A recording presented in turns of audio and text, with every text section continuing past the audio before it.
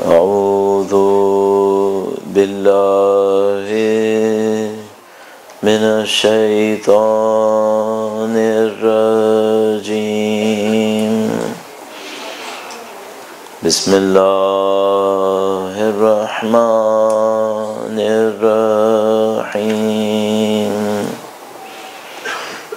الحمد لله رب العالمين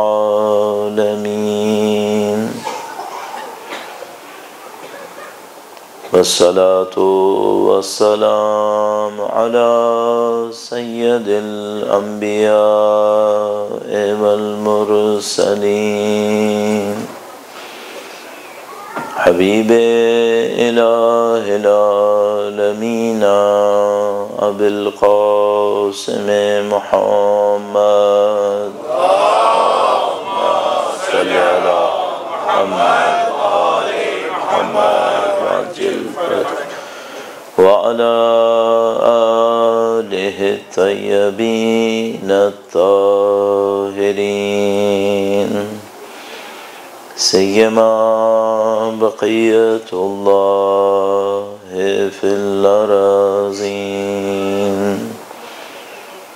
قال الله تعالى في كتابه الكريم بسم الله الرحمن الرحيم أم حسبت أن أصحاب الكهف والرقيم كانوا من آياتنا عجبا درود بھیجے گا محمد وآل صلی علی محمد وآل محمد وعجل فرجهم پروردگار عالم کا انتہائی احسان ہے، انتہائی شکر ہے، اس نے ہمیں اپنے دین کی رہنمائی نصیب فرمائی، اہل بیت اطہار علیہ السلام کی محبت اور انشاءاللہ ان کی مودت بھی نصیب فرمائی ہے۔ اس دعا کے ساتھ کہ انشاءاللہ ان کے وارث کے ظہور کا دن دیکھنا نصیب فرمائے، ان کی نصرت کی سعادت نصیب فرمائے، انشاءاللہ ان کی نصرت کی راہ میں شہادت نصیب فرمائے۔ تمام دعاؤں کی قبولیت کے لیے وقت کے امام کے حضور ادائے احترام عرض تسلیت کے لیے درود بھیجے گا محمد وآل محمد صلی علی محمد وآل محمد وعجل فرجهم۔ پروردگار عالم نے انسان کو جو مقام اور رتبہ نصیب فرمایا ہے، اور ہم اور آپ بچپن سے سنتے آ رہے ہیں کہ انسان اشرف مخلوقات ہے۔ اشرف مخلوقات ہونے کا مطلب یہ ہے کہ خدا متعال نے جتنا کی مخلوقات خلق کی ہیں ان میں کوئی مخلوق اس مخلوق سے بہتر نہیں ہے۔ تو انسان آج کے دور کو دیکھتے ہوئے خاص طور پر اپنے آپ سے سوال پوچھتا ہے کہ اس مخلوق میں کیا بہتری ہے، اور جس کو ہم لوگ کہتے ہیں کہ اس کا طور امتیاز کیا ہے، کون سی چیز ایسی ہے جس کی بنیاد پر یہ اس قابل ہوا کہ خداوند متعال اپنے اوپر فخر کرے۔ انسان کی خلقت کو خداوند متعال نے قرآن کریم میں بیان فرمایا اور ایک جگہ پہ پہنچ کر کہا کہ فَتَبَارَكَ اللَّهُ أَحْسَنُ الْخَالِقِينَ، بلند ہے، بابرکت ہے خداوند متعال کی ذات جو کتنا اچھا خلق کرنے والا ہے۔ تو اس انسان میں وہ جو اچھی خلقت ہے وہ کیا ہے؟ اچھا، اب ہم لوگوں کے ساتھ کچھ ایسا ہو گیا ہے کہ ہم لوگ چونکہ بچپن سے ان باتوں کو سنتے آ رہے ہیں، اور بعض اوقات انسان کے ساتھ ایسا ہوتا ہے کہ کسی بہت اہم چیز کو ہمیشہ دیکھتا رہتا ہے، اتنا دیکھتا ہے کہ اس کی اہمیت اس کی نظر میں ختم ہو جاتی ہے۔ مثلا سورج سے زیادہ اہم چیز تو ہماری مادی دنیا میں نہیں ہوگی کوئی، زندگی بھر اس کو نکلتا اور ڈوبتا دیکھ رہے ہیں، دن ہوتی ہے، رات ہوتی ہے، تو ہم لوگوں کو شعوراً شاید یہ احساس نہیں رہتا، ہاں شاید بیک آف دا مائنڈ یہ رہتا ہے کہ بہت اہم ہے، لیکن شاید شعوراً احساس نہیں ہوتا کہ ہم یہ سوچیں کہ کتنا اہم ہے یہ۔ اسی طریقے سے یہ معاملات ہیں، انسان کیا ہے، انسان کی خلقت کیا ہے، انسان کی خلقت کے بارے میں ہمارا پرسیپشن کیا ہے، ہمیں اس کو کس طرح سے دیکھنا ہے۔ ہم لوگ اپنی لائف کے روٹین میں اتنے اسٹرک ہوئے ہوتے ہیں کہ ہم گویا اس پہیے کے اوپر چل رہے ہوتے ہیں، اور بہت کم ہمیں موقع ملتا ہے کہ ہم یہ سوچ پائیں کہ ہو کیا رہا ہے، کس لیے ہو رہا ہے یہ سب کچھ۔ اب الحمدللہ ہم اور آپ اپنی زندگی کے اندر ڈیولپ بھی ہو رہے ہوتے ہیں، ایسا نہیں کہ مثلا ہم لوگ جہاں پر ہیں وہیں کھڑے رہتے ہیں، کبھی مادی لحاظ سے بڑھ رہے ہوتے ہیں، کبھی ٹف ٹائم بھی آتا ہے، لیکن اس کے باوجود اس بات کو سوچنے کا موقع بہت کم ملتا ہے کہ ہم ہیں کون، ہم ہیں کیا، کیوں ہیں، کرنا کیا ہے یہاں پر۔ تو مثال کے طور پر ہم میں سے بہت کم لوگوں کو یہ سوچنے کا موقع ملے گا کہ چلو میں حسینی ہوں اور میرے نیکسٹ ڈور جو رہ رہا ہے وہ شاید سید الشہداء کو نہیں جانتا۔ اور بہت بڑا فرق ہے کہ آپ مثلا 8 محرم کو مجلس میں ہیں اور وہ کہیں اور ہوگا۔ اب جو اگلے ویکینڈس آئیں گے آپ ان مجالس میں مشغول ہوں گے، 9 اور 10 محرم میں وہ کہیں اور ہوگا، لیکن اس کی بات پوچھیے گا ان مجالس کے علاوہ اس کے اور میرے آبجیکٹیوز میں کیا فرق ہے؟ تو وہ بھی اسی دوڑ میں ہے، میں بھی اسی دوڑ میں ہوں۔ وہ کس دوڑ میں ہے؟ وہ اس دوڑ میں ہے کہ وہ گھر بنائے گا، گاڑی بنائے گا، بچوں کو اپنی اس طرح میں کیریئر بنائے گا اور اس کے بعد وہ اس کو انجوائے کرے گا اپنی ریٹائرمنٹ کے موقع کے اوپر۔ اچھا آپ کس دوڑ میں؟ تو وہ جو حسینی کنیکشن ہے اس کا اثر کہاں پر ہے؟ اچھا میں کہہ رہا ہوں حسینی کنیکشن کا اثر یہ ہے کہ اس کی قبر کی رات تاریک ہوگی اور میری روشن ہوگی۔ یہ حسینی کنیکشن صرف بعد میں اثر دکھاتا ہے، اس سے پہلے اس کا اثر پارٹ ٹائم ہے، سال کے چند دنوں میں۔ یہ کیسے ممکن ہے؟ یعنی جو سید الشہداء کی ذات مقدس ہے، اس ذات مقدس کو دنیا کی کسی بھی اور اچھے انسان سے ملائیں تو زمین آسمان کا فرق ہے۔ دنیا کا کوئی بہت اچھا انسان بھی امام کی قدموں تک بھی نہیں پہنچ پا رہا۔ تو اس عظیم الشان ہستی سے آپ کا کنیکشن ہو گیا جس میں دنیا کے آج کے، کل کے، تاریخ کے اچھے انسان اس کی تو پاؤں کی دھول تک نہیں پہنچ پا رہے۔ اس کنیکشن کا اثر کیا ہوا ہے؟ اس کنیکشن کا اثر آیا اتنا ہو کہ ویکینڈز پہ میں کہیں اور ہوں، وہ کہیں اور ہے، باقی 5 days a week وہ بھی وہی ہے جو میں ہوں۔ حتیٰ ظاہری طور پر اگر میں وہی ہوں جو وہ ہے، اس کے باوجود ایک اور فرق ہے، مینٹیلٹی کا کیا فرق ہونا چاہیے، ذہن میں کیا ہونا چاہیے۔ اب تو ایک اور الٹا معاملہ ہے، ہمارے بہت سارے دوست ہم سے کہہ رہے ہیں مولانا یہ جو ہم لوگ ہیں جنرلائز ٹرم میں اگر ہم بات کریں، ہم لوگ بعض چیزوں میں ان سے بہت پیچھے ہیں، حتیٰ ان چیزوں میں جس کو اسلام بیان کرتا۔ تو بھائی مجھے سمجھ میں نہیں آتا پھر وہ حسینی کنیکشن ہمارا اثر کہاں دکھا رہا ہے؟ اچھا اس ٹائپ کی جو مجالس ہو رہی ہوتی ہیں اس کے اندر ہم لوگ کوشش یہ کر رہے ہوتے ہیں کہ اس حسینی کنیکشن کو ایک خاص کانسیپٹ کی کلیئرٹی کے ساتھ بیان کیا جائے تاکہ لوگ اس بات کو جج کر سکیں کہ بھئی ہماری لائف میں وہ کون سا راستہ ہے جس پہ چل کر ہم نے حسینی بننا ہے۔ تو یہ جو ٹاپک رکھا گیا وہ اسی لیے رکھا گیا کہ آپ حسینیت کو ایکسپلور کریں۔ ایسا نہ ہو حسینیت ہم سمجھنے سے ماہ محرم کے چند دنوں کے اندر مجلس میں آنا اور واپس جانا، جو بہت اہم ہے، اس کے بغیر کام نہیں ہو سکے گا، لیکن حسینیت محدود نہیں ہو سکتی اس کے اندر۔ تو وہ حسینیت کیا ہے؟ تو ہم نے حسینیت کی حقیقت کو تھوڑا بہت اپنی دانش میں جو ہم سمجھ پاتے تھے بیان کرنے کی کوشش کی کہ بھئی یہ جو حسینیت کی حقیقت ہے یہ صرف ظواہر کے اوپر نہیں ہے، اس کا تعلق اصل دنیا کو دیکھنے کے انداز سے، جس کو میں بار بار کہتا ہوں کہ پرسیپشن کیا ہے، اورینٹیشن کیا ہے آپ کی، آپ کائنات کو دیکھتے کیسے ہیں، آپ انسان کو کیسے دیکھتے ہیں۔ سید الشہداء نے اپنے بیہیویئر میں جو کچھ دکھایا وہ خواہ نہ خواہ، چاہے نہ چاہیں، ایک ایسی بنیاد سے نکل رہا ہے۔ اگر کچھ بنیاد کو نہیں سمجھے یہ بیہیویئر نہیں سمجھ میں آتا۔ جو قربانیاں امام نے دیں، نعوذ باللہ تعالیٰ، صد نعوذ باللہ تعالیٰ، کوئی آخرت نہ مانتا ہو، یہ قربانی سمجھ میں آتی ہے؟ بالکل سمجھ میں نہیں آتی۔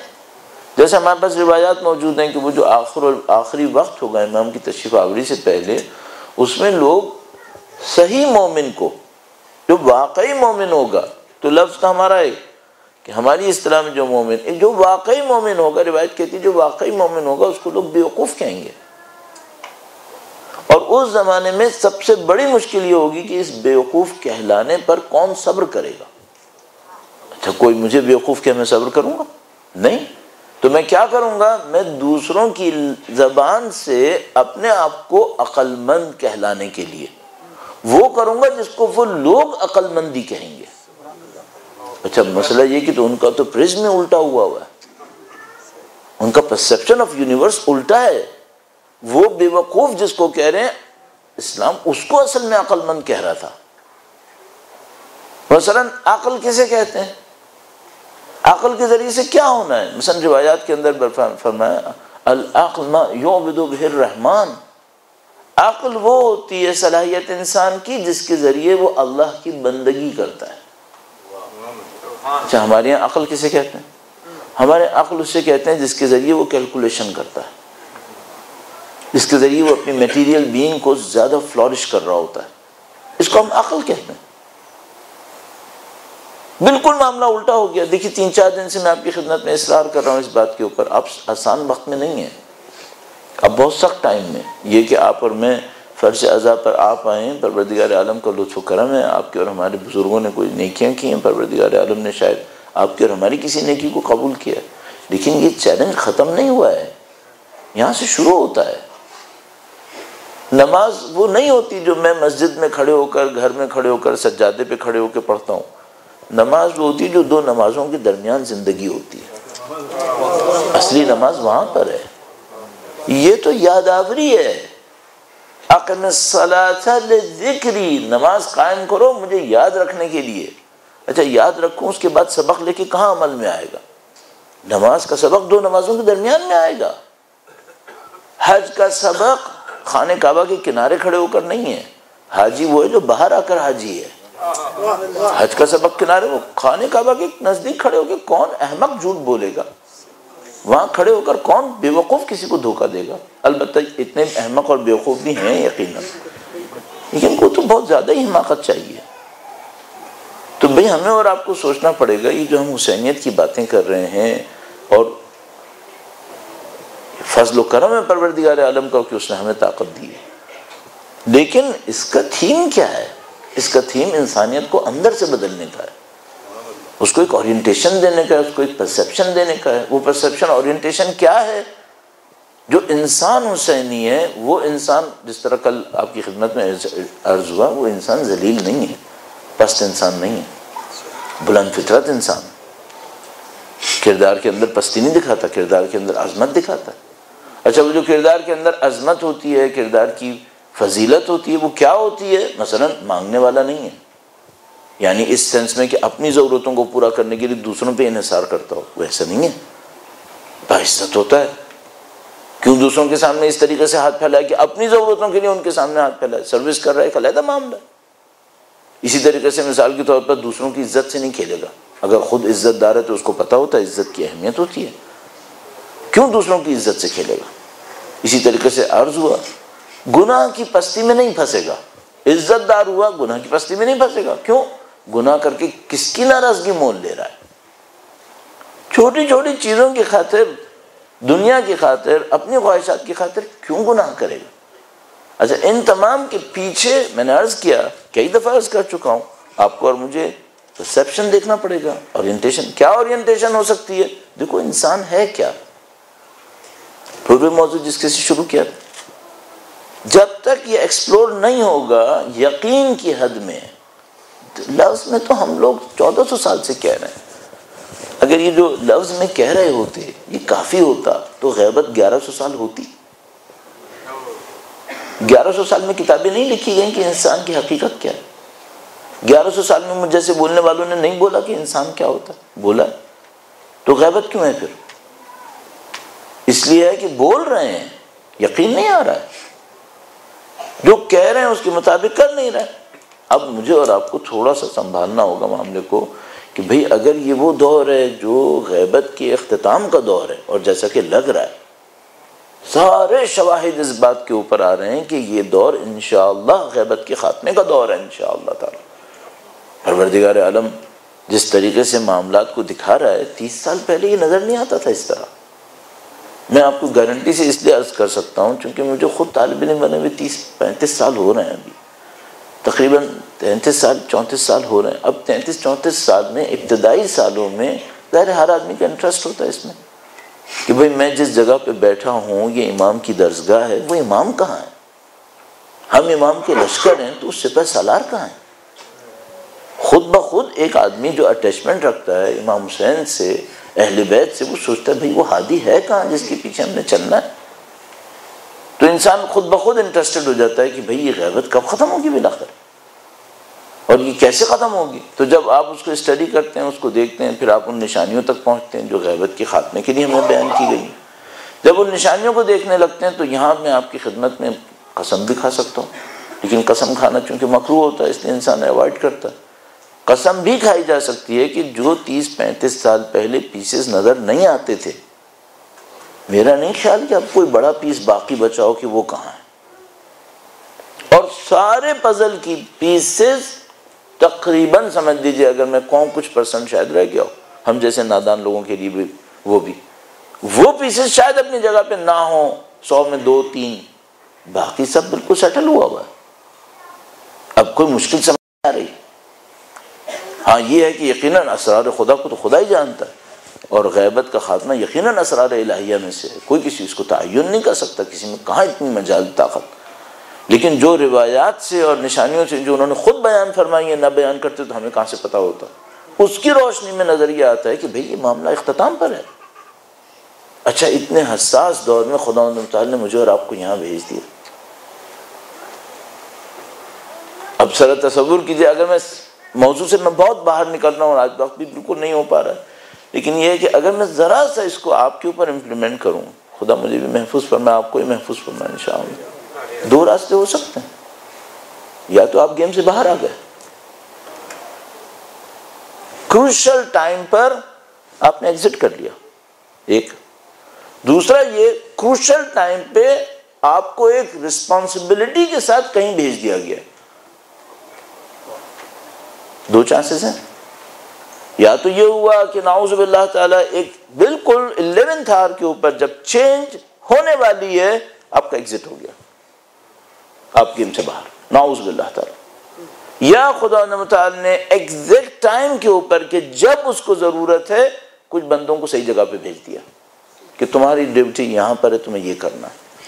اچھا، اب آپ مجھے بتائیے، اگر پہلا ہو تو اس کا ایک کیریکٹر ہوگا، دوسرا ہوا اس کا کچھ اور کیریکٹر ہوگا۔ اگر پہلا ہوا اس کے حال احوال، اس کی بات چیت کا طریقہ کار، اس کا سوچنے کا انداز وہ کچھ اور ہوگا، اور اگر دوسرا ہوا وہ تو کچھ اور ہوگا۔ پھر یہ دونوں ایک جیسے لوگ ہوں گے؟ جو کربلا میں آتا ہے اور جو کربلا میں نہیں آتا، یہ دونوں ایک جیسے ہوتے ہیں؟ بھائی جب زہیر بن قین کربلا میں نہیں بھی آئے تھے تو کیریکٹر رکھتے تھے۔ زہیر بن قین علوی کاؤنٹ نہیں ہوتے تھے، علوی کاؤنٹ میں نہیں آتے تھے وہ، لیکن ایک کیریکٹر تھا ان کا۔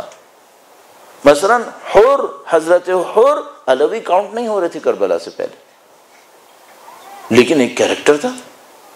ہمیں یہ دیکھنا پڑے گا ہم کچھ اور ہیں، ہم یہاں والے ہیں یا وہاں والے ہیں۔ اب ایک اور میں آپ کی خدمت میں ایک بات عرض کرتا چلوں، وہ یہ کہ مجھے جو بات سمجھ میں آ رہی ہے اس 30-35 سال میں، اور اپنی زندگی پہ بھی ظاہر ہے اس کو میں امپلیمنٹ کرنے کی کوشش کرتا رہتا ہوں۔ یہ سب باتیں کہنے کا مطلب یہ ظاہر ہے کہ نہیں ہے کہ میں آپ کے اوپر تنقید کرنا چاہ رہا ہوں، میں یہ چاہ رہا ہوں جو مجھے سمجھ میں آ رہا ہے معاملہ وہ آپ کی خدمت میں ریفلیکٹ کروں۔ اور آپ نے یہاں بٹھایا یہ کیوں ہوتا ہے؟ یہ تو آپ چاہتے ہیں کہ بھئی دین کی روشنی میں وہ سمجھ میں آ جائے جو ہو رہا ہے۔ تو جو سمجھ میں آ رہا ہے عزیزان محترم وہ یہ ہے کہ یہاں کیمپس تقسیم یا ہو چکے ہیں یا فائنل موڈ کے اندر ہیں، بالکل یہ فائنل لائنز ہیں۔ بظاہر یہ لگ رہا ہے کہ اب بہت دیر نہیں ہے کہ پھر ہم کیمپس چینج کرتے رہیں، نہیں، یہاں پہ لائنز کنفرم ہو رہی ہیں۔ جس نے جہاں بیٹھنا ہے وہ وہاں بیٹھ جائے گا، اس کے بعد موومنٹ تقریباً ختم ہو رہی ہے۔ اور اگر کوئی یہ سمجھ رہا ہے کہ میں اناؤنسمنٹ کے بعد موومنٹ کروں گا تو میں 10 دفعہ آپ کی خدمت میں عرض کروں گا وہ دن انعام کا دن ہوگا، نہ امتحان کا۔ اس کے بعد اور امتحانات شروع ہوں گے ان لوگوں کے جو انعام جیت چکے ہوں گے، ورنہ باقی کا معاملہ ختم ہو گیا۔ پھر یہ تو خدا متعال قرآن کریم میں فرماتا ہے، وہ یہی کہتا ہے کہ بھئی یہ اس کو نصیب ہوگا کسبت فی ایمانہا خیرا، جس کے نفس نے اپنے ایمان میں خیر کسب کی ہے۔ اب وہ کہے اب میں کسب کروں گا، نہیں کہ اب کسب کرنے کا موقع نہیں ہے، جب موقع تھا اس وقت آنا چاہیے تھا تمہیں۔ تو عزیزان محترم بہت زیادہ بصیرت کی ضرورت ہے ہم لوگوں کو، یہ روٹین میں طے نہیں ہوگا۔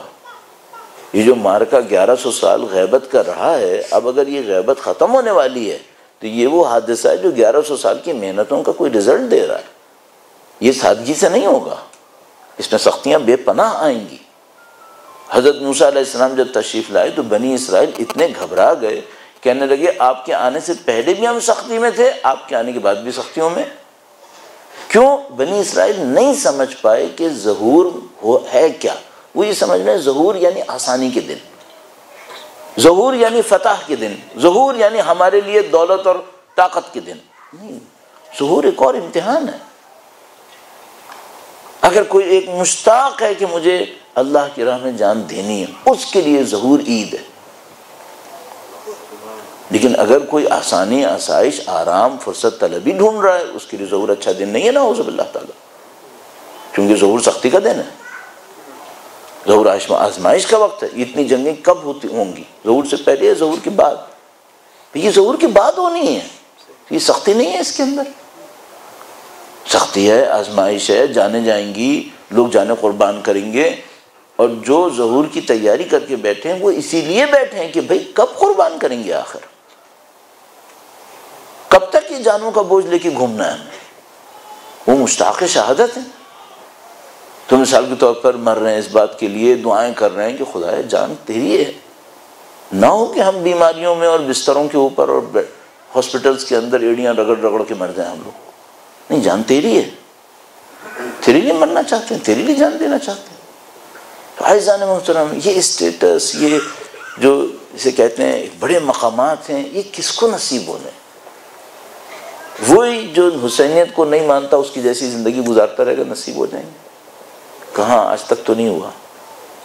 کچھ اور کرنا پڑتا ہے، کچھ اور سوچنا پڑتا ہے. اس کے کیا سوچنا پڑتا ہے؟ تو جو اشارات ہوئے آپ کی خدمت میں، جتنی ہم نے تھوڑا بہت بیان کی طاقت تھی اس سے بیان کرنے کی کوشش کی. اب چند پوائنٹس اس میں اور اضافہ کرتے ہیں. آج انتہائی وقت کم ہے تو فوراً مصائب کی طرف جائیں گے تاکہ انشاءاللہ پھر ماتم بھی ہو سکے. درود بھیجے محمد و آل محمد،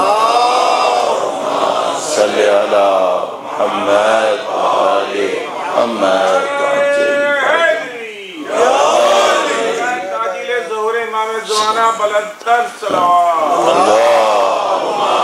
صلی علی محمد و آل محمد وعجل. یہ جو ہم کہتے ہیں اعلیٰ ظرفیت اور مثال کے طور پر نفس کی عظمت، اور اس کو عزت تعبیر کیا ہم نے، اور اس کو حریت بھی تعبیر کرنا چاہتے ہیں. پھر آج تو وقت نہیں ہوگا، کل اس کے اوپر پھر انشاءاللہ عرائض پیش کریں گے. ان کو بالکل سمجھنے کی جگہ پر اگر لائیں تو بڑے بڑے الفاظ ہوتے ہیں. بعض اوقات ہمیں ڈر یہ لگا رہتا ہے کہ ہم لوگ ٹرمنالوجیز کے نشے میں چلتے رہتے ہیں. میں نے بڑی بڑی ٹرمنالوجیز آپ سے کہہ دی، آپ نے سن لی، آپ کو بھی مزہ آیا، مجھے بھی مزہ آیا، معاملہ ختم. نہیں، ایسا نہیں ہونا چاہیے. ٹرمنالوجیز کا ایک لطف ہے، لیکن اس ٹرمنالوجیز کے پیچھے پریکٹیکل گائیڈنس آنی چاہیے. تو مثال کے طور پر فرض فرمائیے میں بالکل پریکٹیکل لائف میں لاتا ہوں، وہ یہ کہ بھئی میں زندگی گزار رہا ہوں. اب مجھے یہ معلوم کرنا ہے میرا نفس بلند فطرت ہے، نعوذ باللہ پست فطرت ہے. اسے کیسے معلوم کروں؟ چھوٹی چھوٹی باتیں اس کے ذریعے ہم دیکھ سکتے ہیں. اب سب سے پہلے یہ دیکھیے گا کہ آپ کو کتنا اپنے اندر کو چھپانا پڑ رہا ہے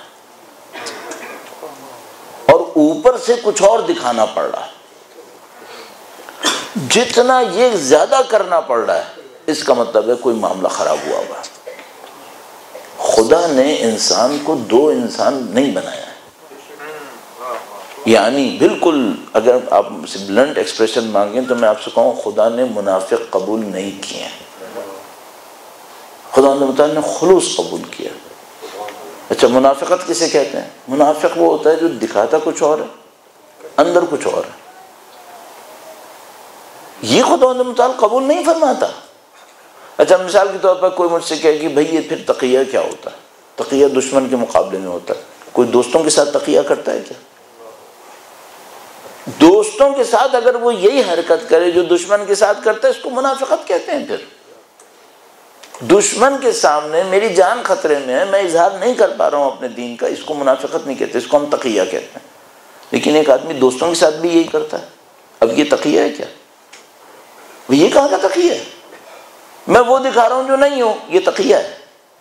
میں آپ کو بتاؤں میں فلاں مومن ہوں، میں نمازی ہوں، میں پرہیزگار ہوں، میں یہ کر رہا ہوں، میں وہ کر رہا ہوں، اندر خالی پڑا ہوں. میں یوں شو کر رہا ہوں، کہہ بھی نہیں رہا، شو کر رہا ہوں جیسے میں یوں ہوں، اندر سے میں خالی ہوں. یہ تقیہ ہوتا ہے؟ یہ کہاں کا تقیہ؟ تو منافقت ہوتی ہے. اگر آپ کو اور مجھے اپنی زندگی میں نعوذ باللہ تعالی کسی بھی ایکسکیوز کے تحت، ایکسکیوز بنانے کی تو ہم ماہر ہیں، قرآن کریم نے فرمایا ان الانسان علی نفسہ بصیرہ ولو القی معاذیرہ، عذر پیش کرتا رہتا ہے، ایکسکیوزز بناتا رہتا ہے. بھائی دشمن کے سامنے تمہیں کچھ اور بننا پڑ رہا ہے، اگر میں قبول کر بھی لوں کہ وہ صحیح ہے، یہ جو تم دوستوں کے سامنے وہ نہیں بن پا رہے جو تم اندر ہو، یہ تو کنفرم منافقت ہے. پھر اگر نعوذ باللہ تعالیٰ مجھے یہ کرنا پڑ رہا ہے، عزیزان محترم، اس کا مطلب ہے معاملہ کچھ گڑبڑ ہو گیا ہے، کچھ خرابی آ چکی ہے. اس کو ہمیں تھورولی دیکھنا پڑے گا کہ بھئی یہ ایشو ہے کیا. جیسے کبھی کوئی انسان کا جسم بیمار ہو جاتا ہے، کسی بیماری میں مبتلا ہو جاتا ہے، دوائی کرتا ہے، یہ کرتا ہے، وہ کرتا ہے، دیکھتا نہیں حل ہو رہا، تو ایک موقع کے اوپر ٹائم آتا ہے کہ بھئی آپ کا ایک تھورولی اسکین کیا جانا ضروری ہے، آپ کا آئیڈینٹیفائی ہونا ضروری ہے کہ اصل پرابلم ہے کہاں پر. اچھا، یہ پرابلم معمولاً کہاں پر ہوتی ہے؟ یہ معمولاً اتنی گہرائی میں جا کر ہوتی ہے، ضمیر کے ایسے حصوں میں ہوتی ہے جس کو انسان اپنے آپ سے بھی چھپا چکا ہوتا ہے.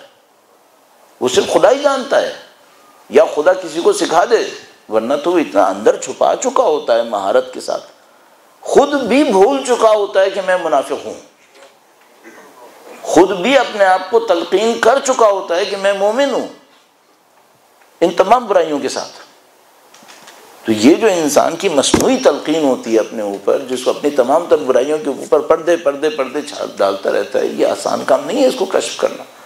یا اگر مثلا خدا نے متعال فرمایا تھا یوم تبلی السرائر، وہ دن آئے گا جب خدا مخفی چیزوں کو آشکار کر دے گا. یہ مخفی چیزیں منرلز ہیں کیا؟ مائنز ہیں کیا؟ منرلز اور مائنز میں کون سی بیوٹی ہے اللہ کے نظام میں؟ یہ وہ ہمارے اسرار ہیں جو ہمارے نفس و نفوس کے اندر چھپے ہوئے ہیں، ان کو خداوند متعال اشکار کر دے گا. اور یہ بھی اشکار ہمارے لیے کرے گا، ورنہ اہل علم اور اہل بصیرت کے لیے تو پہلے سے اشکار ہے، ان کے لیے کون سی چیز مخفی پڑی. یعلم خائنۃ الاعین وما تخفی الصدور، خدا آنکھوں کی خیانت کو جانتا ہے، دل کے چھپے ہوئے اسرار کو جانتا ہے. خدا بھی جانتا ہے، خدا کی طرف بڑھنے والے بندے بھی جانتے ہیں، خدا کے خلیفے جو جانشین ہیں وہ بھی جانتے ہیں. تو یہ تو سب کو معلوم ہے. تو پہلا جو اصول مجھے سمجھ میں آتا ہے وہ یہ آتا ہے کہ بھئی میں اپنے نفس کے اندر جا کر ڈھونڈوں کہ دشمن کے سامنے مجھے کچھ اور کرنا پڑ رہا ہے، چلو کوئی سینس اگر اس کی بنے، دوستوں کے سامنے نہ کرنا پڑ رہا. اگر دوستوں کے سامنے بھی یہی کرنا پڑ رہا ہے، اس کا مطلب ہے میرے اندر میں معاملہ ہے، اندر خراب ہے. نہ خراب ہوتا تو مجھے یہ ڈرامہ کیوں کرنا پڑ رہا ہے؟ یہ پہلی بات. دوسری بات جو سمجھ میں آتی ہے وہ یہ کہ بھائی میرا جو پرسیپشن ہے، اب یہ بہت امپورٹنٹ ہے، جو اب میں آپ کی خدمت، یہ تو پہلا پوائنٹ بھی بہت امپورٹنٹ ہے، کیونکہ دیکھیے جب میں آپ کی خدمت میں 2 یا 3 پوائنٹ عرض کر رہا ہوں تو اس میں ایک غیر امپورٹنٹ کیسے ہو سکتا ہے؟ 25-30 بولتا تو چلو شاید 3-4 غیر امپورٹنٹ ہوتے، اب میں 2 ہی 3 بول رہا ہوں تو اس میں کہاں سے آپ کو غیر امپورٹنٹ نظر آئے گا؟ تو یہ جو امپورٹنٹ پوائنٹ تھا، پہلا پوائنٹ، دوسرا تیسرا میں آپ کی خدمت میں عرض کرنے کی کوشش کرتا ہوں. درود بھیجے گا محمد وعلى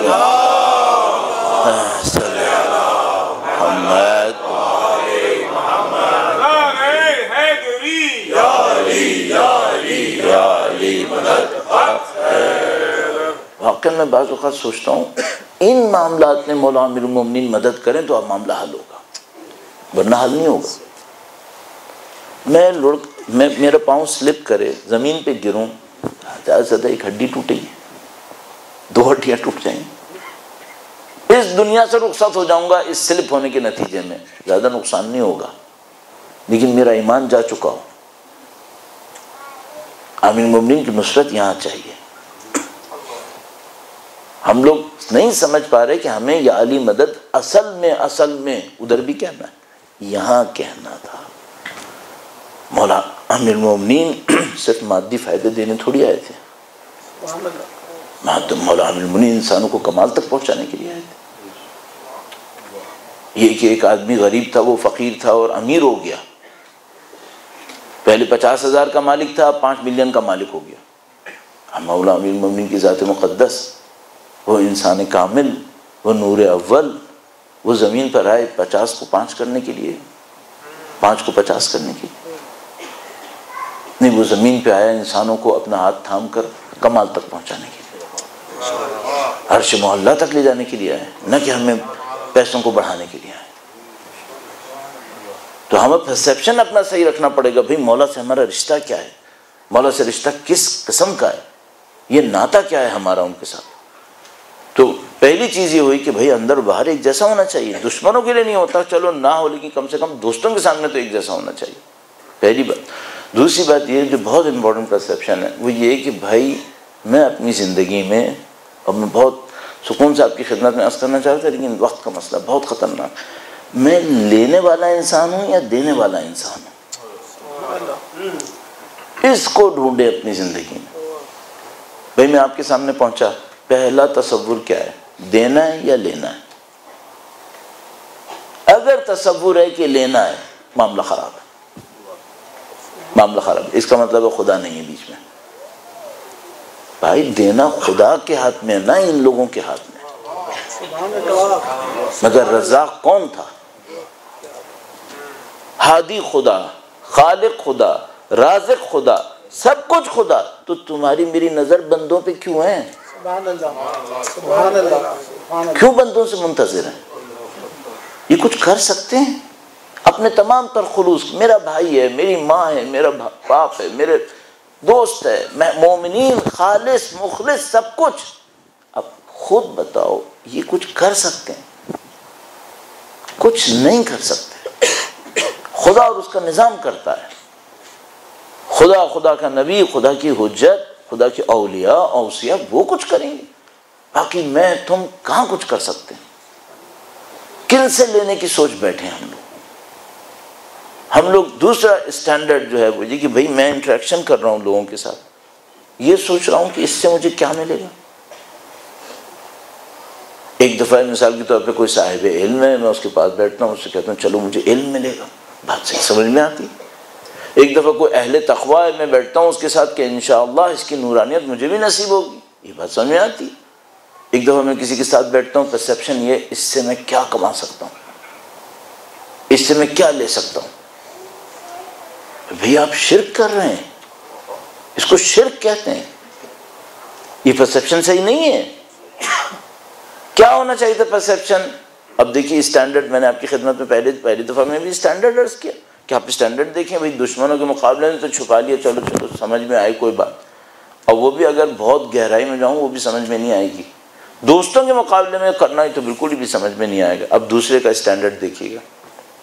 اب میں اپنی زندگی کو چیک کرنے کی کوشش کرتا ہوں، میں ظاہر میں مجھے کیا پتہ میرے پاس 1 دن رہ گیا، 2 دن رہ گئے، 1 سال ہے یا 5 دن ہے، کیا پتہ مجھے۔ تو میں چیک کروں گا تو میں اپنے آپ سے پوچھوں گا کہ بھئی جو تم نے زندگی گزاری، تمہاری زندگی میں دوسرے انسانوں کو بے لوس تم نے کیا دیا ہے؟ میں اپنے بچے کو دیتا ہوں زندگی گزارنے کے لیے چونکہ میرا بچہ تھا، میں اپنی فیملی کو دیتا ہوں چونکہ میری فیملی تھی، والدین کو دیتا ہوں چونکہ میرے والدین تھے، اچھا فلاں جگہ پہ دیتا ہوں چونکہ میرا نام لکھا جا رہا ہے کہ انہوں نے اتنا ڈونیشن دیا، کمیونٹی کے اندر رسپیکٹ لیتا ہوں۔ میں جو یہ کر رہا ہوں میں اس کو بھی کاؤنٹ نہیں کروں گا، کیوں؟ شاید میں رسپیکٹ کے لیے کر رہا ہوں، شاید میں شہرت کے لیے کر رہا ہوں۔ اب میں آ کر اپنے آپ سے پوچھوں بھائی وہ کام میرا کون سا ہے زندگی میں جو میں نے خدا کے لیے کیا ہے، جس میں شہرت، طاقت، دولت، حیثیت، احترام، آبرو کسی چیز کی کوئی دخالت نہیں تھی، محض خدا اور اس کے نظام کے لیے کیا۔ کیا ہے وہ کام؟ اس کو میں کہتا ہوں بے لوس فائدہ۔ لوس کو کہتے ہیں یعنی آلودگی، بے لوس جس میں کوئی آلودگی نہیں ہے۔ آلودگی کیا ہے؟ آلودگی غیر خدا کی دخالت ہے،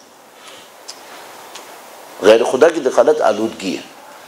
وہ کام بتاؤ جو تم نے اور میں نے، اور ظاہر ہے کہ میں نے پہلے میں خدا کے لیے کیا ہے، کیا ہے وہ؟ کس کے کام آئے ہم؟ کیا وہ کون سا وہ کام تھا جو خدا کے لیے تھا؟ اور ایسے ترازو میں پرکھنا، کیونکہ فرشتے چھوڑیں گے نہیں، نظام سخت ہے، اکاؤنٹیبلٹی بہت بہت زبردست ہے، یہاں کوئی کمپرومائز نہیں کرے گا پھر۔ تو عزیزان محترم، آپ کو اور مجھے اپنی زندگی کے بارے میں فیصلے کرنے، پہلا فیصلہ میں نے آپ کی خدمت میں عرض کیا، سب سے پہلے مجھے یہ دیکھو مجھے کہاں کہاں اپنے آپ کو چھپانا پڑ رہا ہے، کیوں چھپانا پڑ رہا ہے۔ دوسرا مسئلہ یہ ہے کہ میری زندگی سے بے لوث فائدہ کتنے لوگوں کو ملتا ہے، اور اس میں مجھے پرسیپشن ڈھونڈنا پڑتا ہے، میں دینے والا ہوں یا لینے والا ہوں، میں خود غرضی میں مبتلا ہوں، پہلے دوسروں کا سوچتا ہوں یا اپنا سوچتا ہوں۔ ہم لوگ حب ذات کا انکار نہیں کر سکتے، ظاہر ہے میں اپنی ذات کو پسند کرتا ہوں تو میں حب ذات کا انکار نہیں کر سکتا کہ میں اپنا نہیں سوچوں گا، چلو سوچنا تو کوئی مسئلہ نہیں ہے، لیکن یہ تو بتاؤ دوسروں کے لیے سوچتے کہاں ہوں؟ کہاں سوچا دوسرے کے لیے؟ جب سوچا کہیں نہ کہیں اپنا کوئی فائدہ اٹکا ہوا ہے، تو فائدہ کیا ہوا پھر؟ وہ حسینیت کہاں ہے پھر؟ اگر حسینیت اپنا سوچنا ہوتا تو کربلا ہوتی ہی نہیں، پھر حسینیت تو تھی یہی کہ دوسروں کے لیے سوچا۔ تو عزیزان محترم، یہ دو اسٹینڈرڈ ہوئے۔ ایک اور آپ کی خدمت میں عرض کروں گا، درود بھیجیے گا محمد و آل محمد،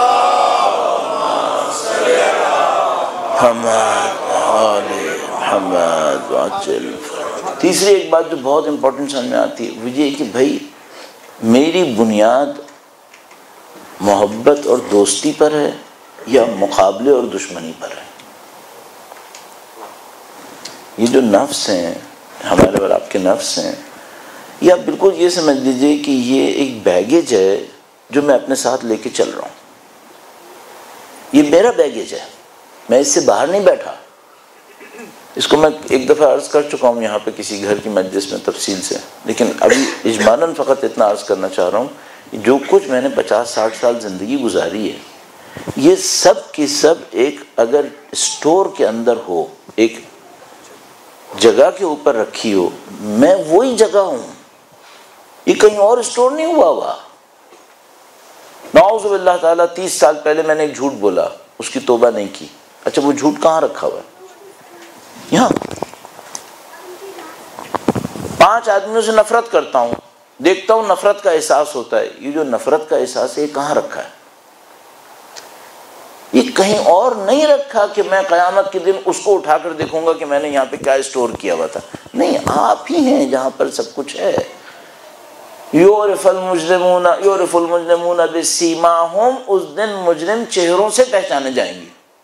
بھئی چہروں سے کیوں پہچانے جائیں گے؟ اس کی وجہ یہ کہ پوری ایگزسٹنس وہی اسٹوریج تھا جو انہوں نے 60 سال کیا تھا۔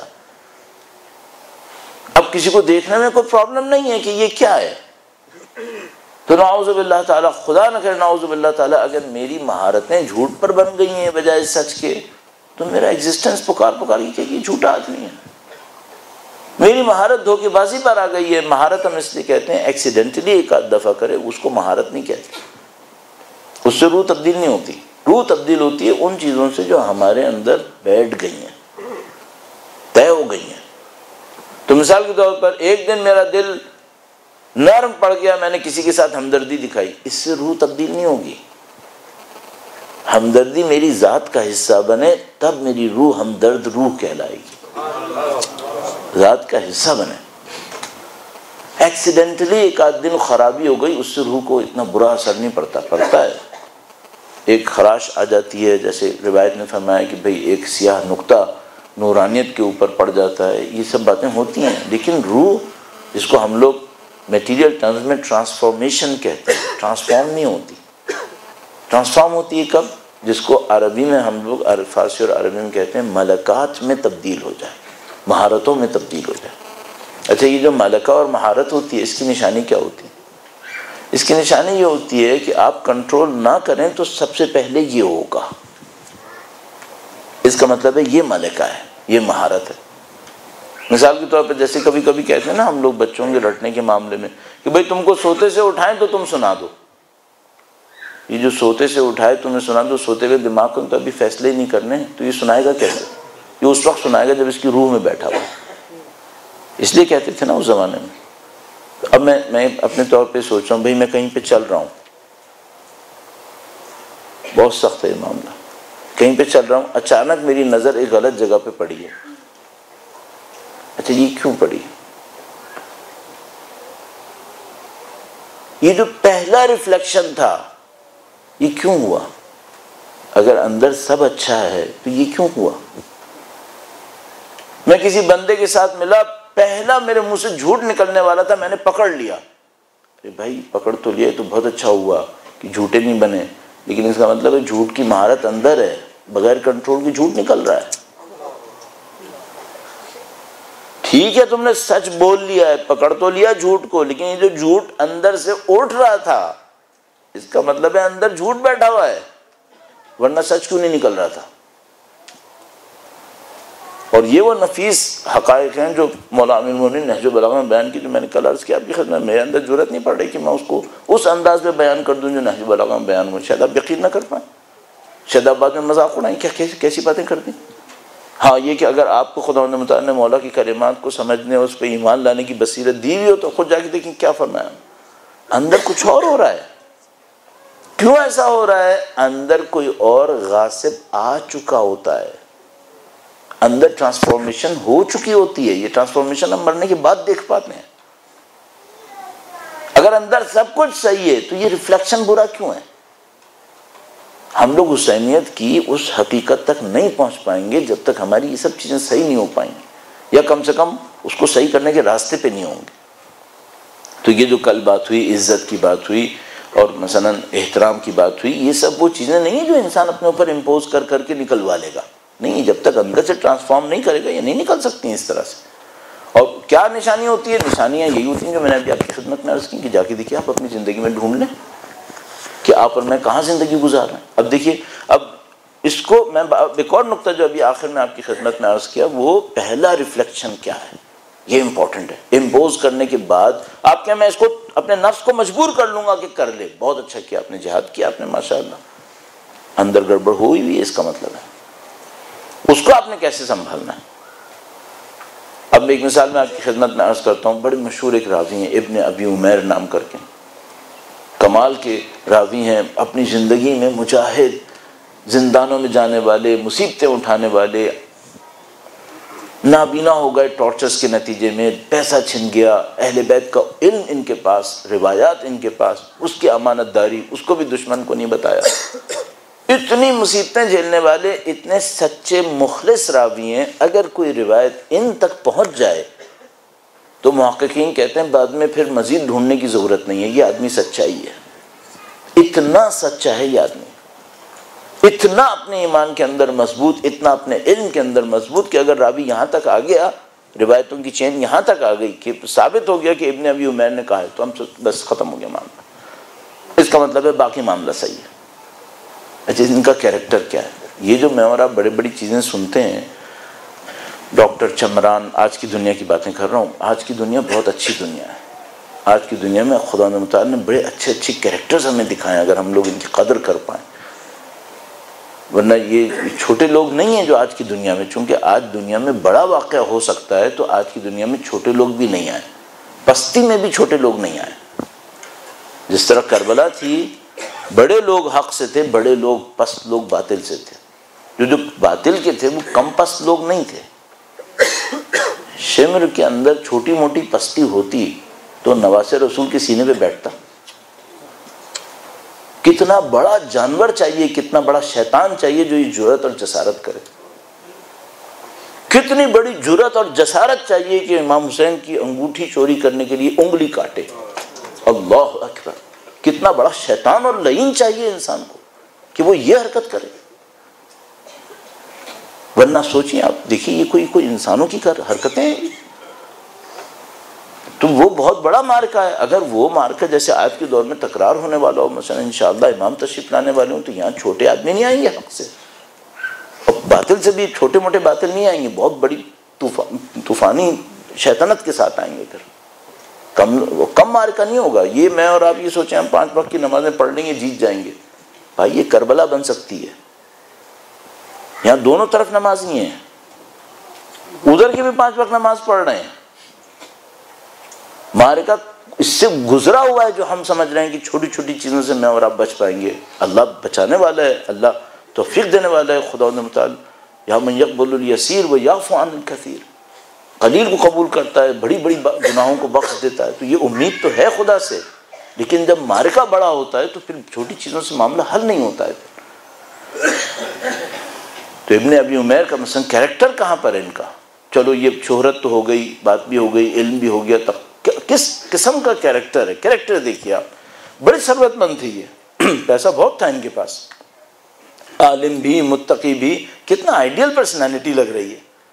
انسان کے پاس علم بھی ہو، تقوی بھی ہو، دوسروں کی خدمت کرنے کے لیے وسائل بھی ہوں، میں نہیں کہا دولت ہو، دوسروں کی خدمت کرنے کے لیے ریسورسز ہوں۔ پرسیپشن کچھ اور ہونا چاہیے، دولت کہاں سے کوئی حقیقت بنے گی؟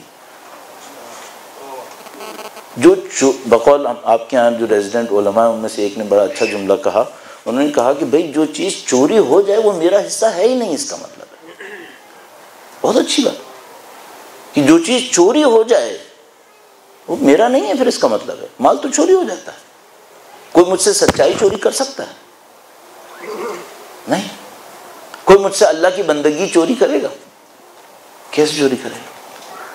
وہ جو ایک مشہور واقعہ، ایک آدمی کہیں جا رہا تھا، بڑا عالم تھا، اس کے پاس پتہ نہیں کتنی کتابیں تھیں، ڈاکوؤں نے اس کے قافلے پہ حملہ کیا تو وہ رونے لگا، اور ڈاکوؤں کے سردار کے پاس گیا، کہنے لگا سب کچھ لے جاؤ، جتنا لے جانا ہے لے جاؤ، یہ کتابیں مت لے کے جاؤ، یہ میری زندگی کا سرمایہ ہے، میرا علم ہے، یہ ہے وہ ہے۔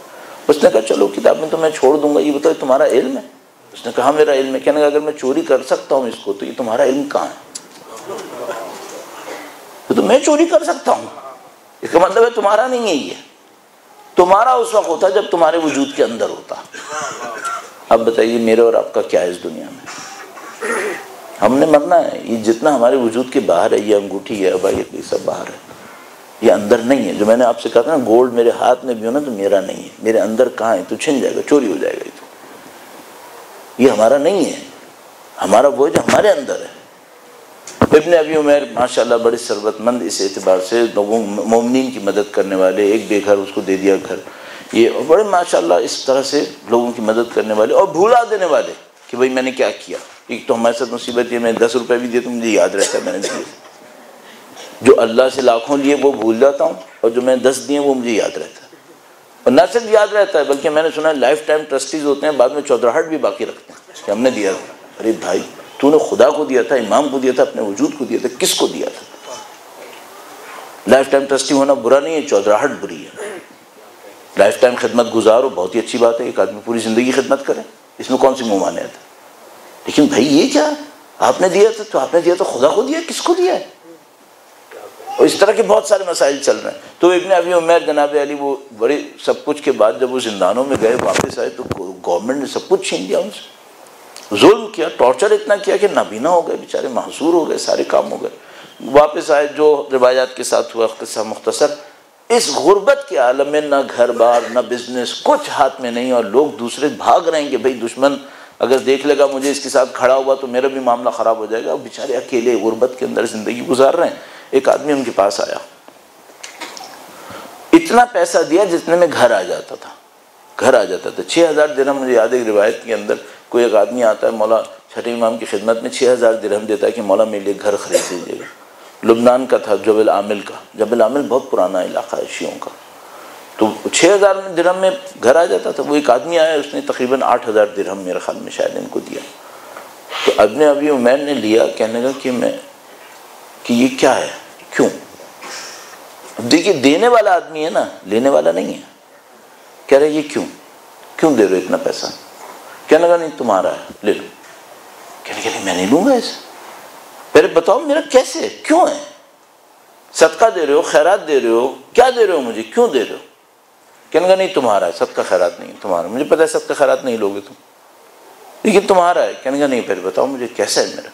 کہنے لگا کہ دیکھو تمہیں یاد نہیں ہے جب تم صاحب ثروت تھے نا، تم نے مجھے گھر دلوایا تھا، 8000 دیے تھے تم نے مجھے، تم نے میرا گھر بنوایا تھا، 8000 دیے تھے، یہ 8000 تمہارے ہاتھ میں آ جائے۔ کہنے لگے نہیں میں ایسے نہیں لوں گا، یہ بتاؤ کہ تمہارا کیا کام اتنا ہو گیا کہ تمہارے 2 گھر ہو گئے کیا؟ یہ پیسہ ایکسٹرا ہے تمہارے ہاتھ میں؟ اور کہنے لگا نہیں تمہارا ہے تو تم لے لو، تمہیں کیا تفصیل میں جانے کی ضرورت؟ کہنے لگا نہیں ایسے نہیں ہوگا، یہ بتاؤ وہ گھر کہاں کیا کیا؟ اصرار کی بتاؤ، یہ بتاؤ پیسے آئے کہاں سے؟ 8000 کیا علیحدہ سے کمائے ہیں، کیا کیا ہے؟ کہنے لگا کہ دیکھو تم محتاج ہو، میں تمہارے دیے ہوئے گھر میں رہ رہا ہوں، یہ صحیح نہیں تھا، میں نے وہ گھر بیچا ہے تاکہ تمہیں پیسے دے دوں، تمہارا دیا ہوا گھر تھا، تم غریب پڑے رہو، میں تمہارے دیے ہوئے گھر میں بیٹھا رہوں، یہ کہاں کا انصاف؟ یہ پیسے تو جو اپنے لیے کر لو۔ ابن ابی عمیر نے ایک جملہ کہا ہم جیسوں کو ڈبو دینے والا واقعہ. کہنے لگے کہ جو تم پیسہ مجھے دکھا رہے ہو نا، میں اس کے ایک ایک سکے کا محتاج ہوں، لیکن قسم کھا رہا ہوں میں اس میں سے کچھ نہیں دوں گا. اس نے کہا کیوں؟ کہنے لگا میں نے اپنے امام سے سنا ہے کہ قرض لینے کے لیے کسی کو چھت سے محروم نہیں کرو. کہنے لگا میں نہیں لوں گا، میں تم کو پیسہ قرض بھی نہیں دیا، میں تو بخش چکا ہوں. قرض بھی دیا ہوتا تو اپنا قرض لینے کے لیے تم اپنی چھت کو چھوڑ دو، یہ میں قبول نہیں کر سکتا، واپس لے لو، میں امام کے حکم کی خلاف ورزی نہیں کروں گا. یہ جو جن لوگوں کے نام زندہ رہے نا اہل بیت کے ساتھ، یہ اس وجہ سے زندہ رہے، ان کے ظاہری علم کی وجہ سے زندہ نہیں رہے، ان لوگوں کے کیریکٹر کی وجہ سے زندہ رہے. یہ لوگ اصحاب. اب آپ مجھے بتائیے یہ آزاد انسان نہیں ہے؟ یہ جو حریت کا درس یہاں پر ہے، یہ ابن ابی عمیر آزاد انسان ہے. کل میں آپ کی خدمت میں عرض کروں گا آزادی کی کیفیت کیا ہے. یہ آزادی ہمیں چاہیے. یہ جو آزادی نہیں ہے جو یہاں پہ دنیا میں نعرے لگ رہے ہیں آزادی آزادی کے، یہ دھوکے بازی کر رہے ہیں ہمارے ساتھ. یہ آزادی ہے. اور الحمدللہ رب العالمین کربلا ان آزاد صفت انسانوں کا اجتماع ہوا ہوا. یہ سارے آزاد صفت انسان یہاں جمع ہو، اور حر نام کے بھی آزاد، صفت کے بھی آزاد. مثال کے طور پر، اور یہ سب کیوں جمع ہوئے ہیں؟ آزادوں کا سردار امام حسین آیا ہے. آزادوں کا سردار، انہوں نے جو آزادی کا پیغام دیا ہے وہ اس کے سامنے سب نے سر جھکا دیا. کہ نہیں یہ بھائی یہ بہت بڑی آزادی کا پیغام دے دیا. آزادی بھی ہے قربانی کے ساتھ. کون سی آزادی ایسی آتی ہے جس میں قربانی نہیں دینی پڑتی؟ ورنہ تو ساری غلامی غلامی. امام تشریف فرما ہوئے اور آزادوں کو لے کر آئے ہوئے، سب ان لوگوں کو لے کر آئے جنہوں نے ساری غلامیوں کے طوق توڑ دیے تھے. ہم غلام نہیں ہیں، کسی کی غلامی نہیں لیں گے. اور اب آپ تصور فرمائیے جس قافلے جس لشکر کو امام لے کر چل رہے ہیں اس کا علم بردار ابو الفضل العباس. اللہ اکبر. بھائی دوستو مسئلہ یہ ہے، ایک دفعہ میں جلوس نکالتا ہوں نا، کوئی بھی علم اٹھا لیتا ہے. میں نے جلوس نکالا مثلا اپنے گھر سے، کسی نے بھی علم اٹھا لیا. اب ذرا سوچنا جلوس امام حسین نے نکالا ہے، علم کون اٹھائے؟ اللہ اکبر. عام آدمی اٹھائے گا؟ بھئی یہ رشتے ناتوں پہ علم نہیں مل رہے یہاں پر. امام نے علم دینا ہے کسی کو. اب علم دیا ہے حضرت ابو الفضل العباس کہ بھئی تم میرے علم دار.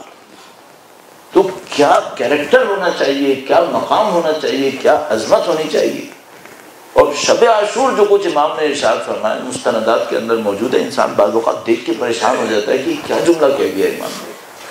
مولا ابو الفضل العباس کو بلایا، کہا بھیا جاؤ عمر سعد سے ایک رات کی مہلت لے. یہ معرکہ ہم لوگوں کو شاید نہ سمجھ میں آ سکے، اس کو سمجھنے کے لیے بہت چیزوں کی طاقت چاہیے، وہ ہم لوگوں میں نہیں ہے. حقیقت یہ ہے. لیکن عجیب معاملہ یہ تھا جس کو میں بھی آپ کی خدمت میں مختصراً عرض کرنے کی کوشش کرتا کہ امام نے جب یہ جملہ کہا تو کہا بے ابی انت و امی، اے عباس میری جان تم پر قربان. اللہ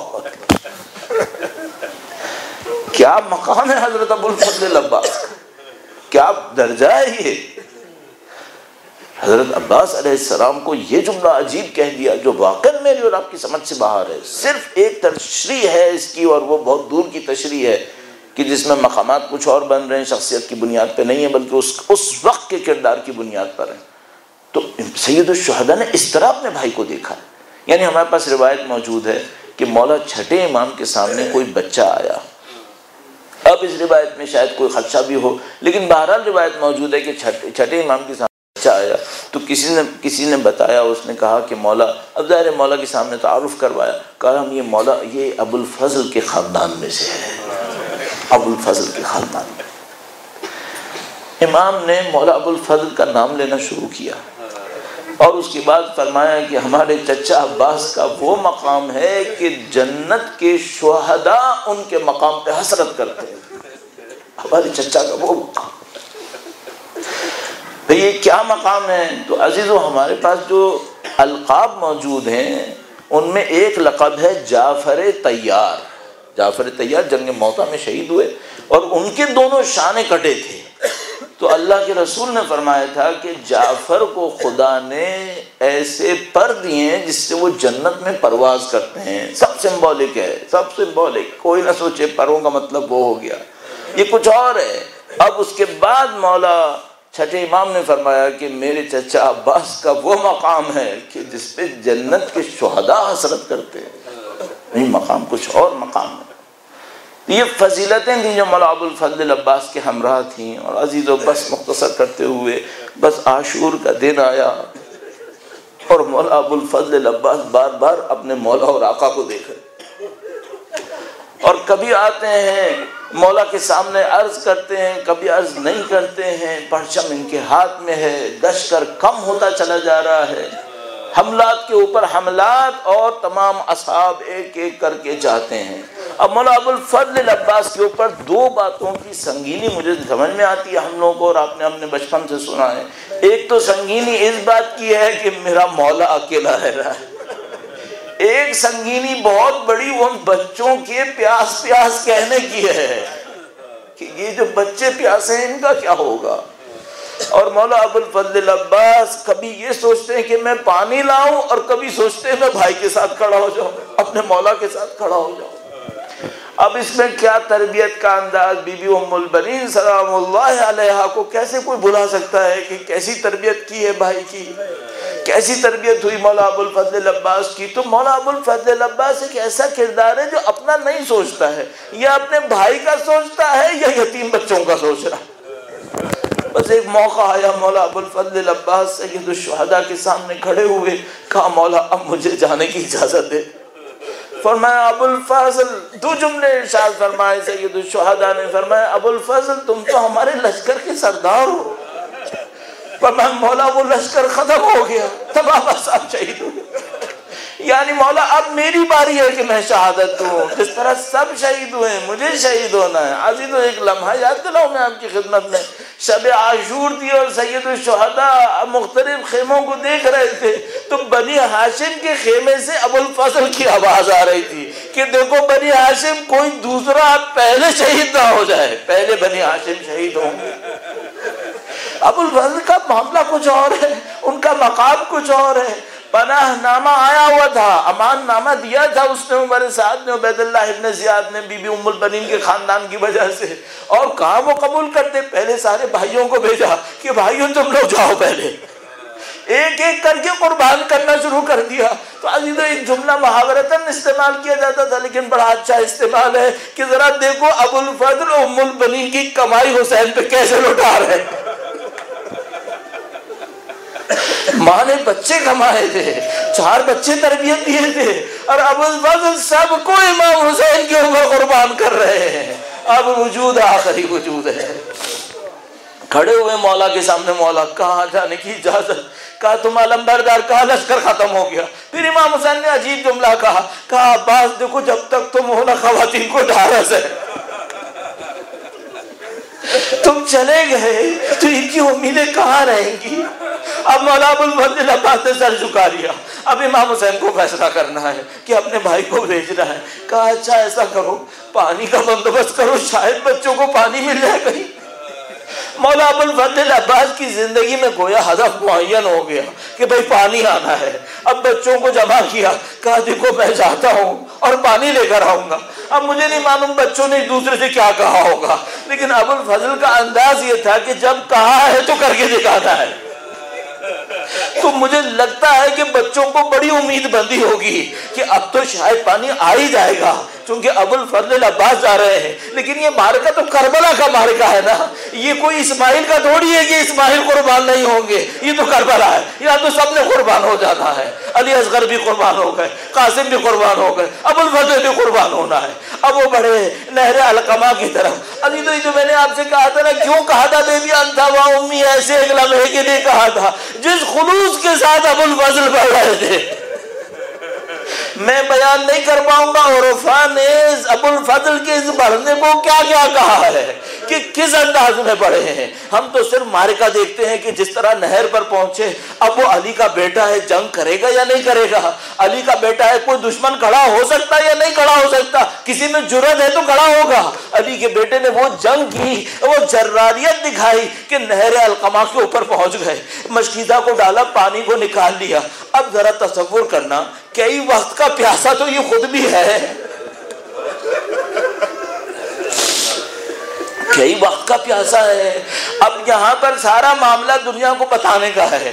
عزیزوں, میں اور آپ دنیا کے اندر اچھائی دیکھتے ہیں نا, بعض اوقات ذکر کرتے ہیں اس نے اتنا پیسہ دیا, اتنا پیسہ دیا, اس نے یہ قربانی دی. تو میں کہوں گا بھائیو, دنیا کے لوگوں کو جمع کرو, ان کو بتاؤ, دیکھو عباس کو دیکھو, عباس کو دیکھو, پانی میں ہاتھ ڈالا, چلو بھرا, پوری دنیا کو بتانے کے لیے کہ دیکھو تم لوگ عباس کا راستہ روک نہیں سکتے تھے, دیکھو پانی تک پہنچ گیا میں. اور اس کے بعد وہ پانی زمین کے اوپر پھینک دیا, نہر فرات کے اوپر القمہ پہ ڈال دیا, اور ایک شعر پڑھا اور کہا اے نفس, جب تک میرا حسین پیاسا ہے میں پانی کو منہ لگاؤں, میرے بچے پیاسے کھڑے ہیں, میرے حسین کے بچے پیاسے ہیں, میں پانی پیوں گا. اس کے بعد پلٹے. اللہ, ہم کہاں ان مسائل کو بیان کر سکتے ہیں, ہم میں کہاں اتنی طاقت. ابو الفضل کا سیدھا ہاتھ کٹ گیا,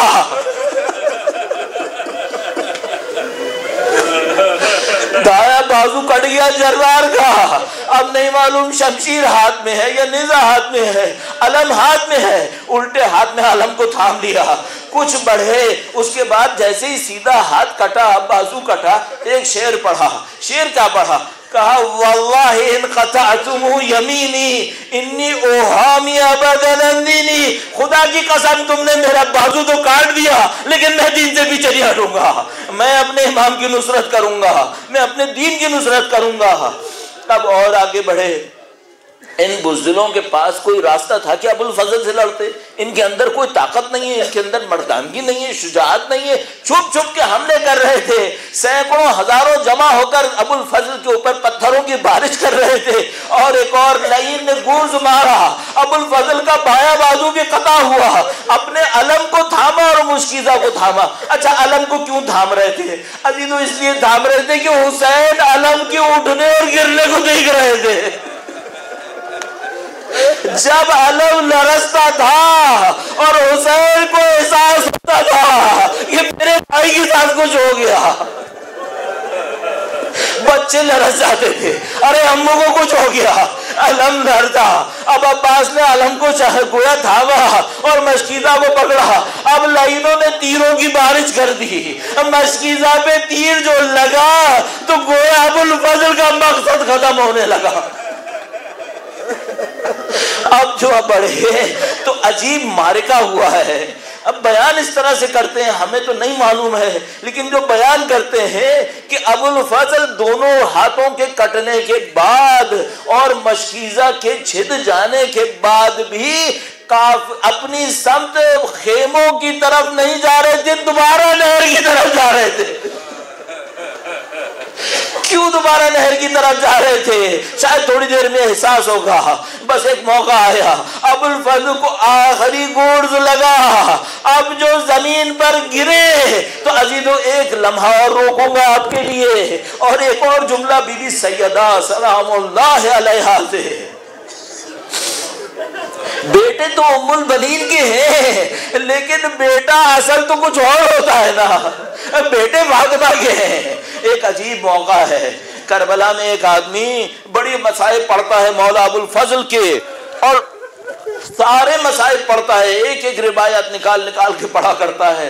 گویا ہر شب جمعہ ابو الفضل کے مصائب اور ایک ایک روایت نکال کے پڑھنا. اور اس کے بعد ایک موقع کے اوپر اس کا دوست آتا ہے, کہتا ہے میں نے خواب میں سیدہ طاہرہ سلام اللہ علیہا کو دیکھا ہے, اور انہوں نے کہا ہے کہ بھئی تو ذاکر تو ہے ابو الفضل کا, لیکن مصائب پورا پڑھا کر.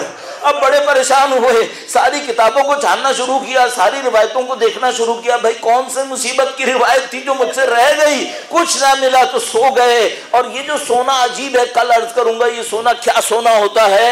ایک موقع کے اوپر جب آنکھ لگی تو سیدہ تشریف لائیں اور فرمایا دیکھو ہمارے شیعوں کو بتاؤ کہ اگر کوئی گھوڑے سے گر رہا ہوتا ہے تو زمین کے اوپر ہاتھ رکھتا ہے, اگر کسی کے ہاتھ کٹے ہوئے ہو اور سینے میں تیر لگے ہوئے ہو تو وہ زمین پہ کیسے آئے گا؟ میرا بیٹا کٹے ہوئے شالوں کے ساتھ، اس کے سینے میں بھی تیر لگے ہوئے تھے، ارے وہ کیسے زمین کے اوپر اترا؟ عزیزوں یہاں صرف خدا تجلی دکھا رہا تھا اپنی، اور بے بھی انتا و امی کا مفہوم بھی یہی بن پائے گا، یہاں خدا متجلی ہو گیا تھا اور ایک عجیب معرکہ ہوا، ابو الفضل زمین پر گرے۔ اب جو ابو الفضل گرے تو امام حسین نے عجیب جملہ کہا، فرمایا الان انکسر ظہری، اب میری کمر ٹوٹ گئی۔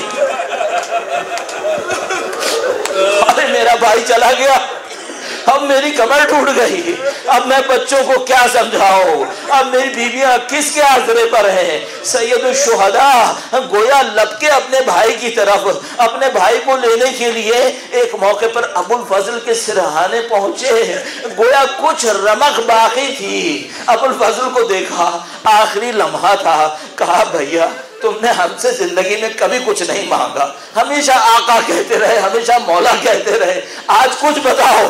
ارے میں کہوں گا بڑا عجیب معاملہ ہے، اب تو کربلا ہے، عصر عاشور ہے، امام کیا دے ان کو، لیکن میرے مولا کا بھائی ہے، وہ بھی بہت آشنا ہے۔ تو بڑا عجیب ایک جملہ کہا میری صرف اتنی التجا ہے، لاشا خیمے میں نہ لے کے جائیے گا۔ بچوں کی امیدیں لگی ہیں کہ عباس پانی لائے گا، میرا لاشا چلا گیا تو بچوں کی امیدیں ٹوٹ جائیں گی، لاشا نہ لے کے جائیں، لاشا یہی چھوڑ دیں۔ اور دیکھیے تعمیر ہو گئی نا، عباس کا لاشا ابھی تک ہے، وہیں پہ ہے اور ابھی تک نہر پہ حفاظت کر رہا ہے۔ دربان ہے، کوئی کربلا نہ جا پا رہا ہو نا، ابو الفضل سے کہے سفارش کر دو میرے مولا مجھے بھی آنا ہے، دربان وہ ہے۔ یہ سارا معاملہ زیارت عاشور اربعین سب کے سب ظاہروں کا محافظ ابو الفضل کی ذات مقدس۔ بس عجیب لمحہ ہوا، علم واپس آنا شروع ہوا، بچے سمجھے ابو الفضل آ رہے ہیں۔ اب جو علم نزدیک آیا، پانی بھی نہیں آیا، ابو الفضل بھی نہیں آئے، بچوں نے کہا چچا کہاں ہے؟ بتایا وہ پانی نہ لا سکے وہیں پر ہے۔ گویا بچوں نے کہا پانی نہیں چاہیے، چچا کو کھو آ جائے، چچا کو تو لاؤ کسی طرح۔ الا لعنۃ اللہ علی القوم الظالمین وسیعلم الذین ظلموا، کون سا امام آئے گا جو ان تمام ظلم کا بدلہ لے گا؟ وسیعلم الذین ظلموا ای منقلب ینقلبون۔